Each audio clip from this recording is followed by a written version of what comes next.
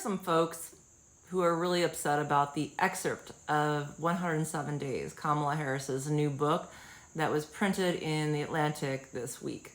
In the excerpt, Kamala Harris basically talks about how there were a lot of people in the Biden administration, not Joe Biden himself, but within his administration, who worked very hard to undermine her as vice president. Now, as a long-time supporter of Kamala Harris, I was on her finance team in 2019, actively worked on her campaign in 2019 when she became the vice president. I worked on her campaign alongside Joe Biden.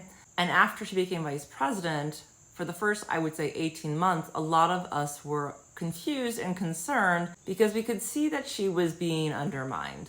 She had a chief of staff who is a Biden loyalist.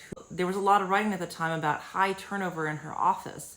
And then finally, I think in late 2022, she replaced her chief of staff and replaced her with a woman named Lorraine Voles. And Lorraine Voles was not a Biden loyalist. She was loyal to Vice President Harris.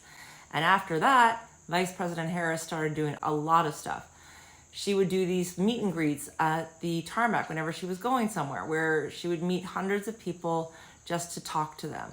She invited people to her house so that they could have more access to her. She invited people to her office, including myself, so she could hear what our concerns were and be more proactive in her job.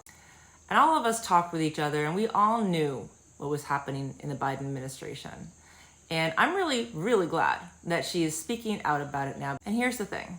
Had she been allowed to shine at her full capacity those 3 years before the election, we would not be where we are today. And I blame them for that. And if Kamala wants to run in 2028, I am 100% with her.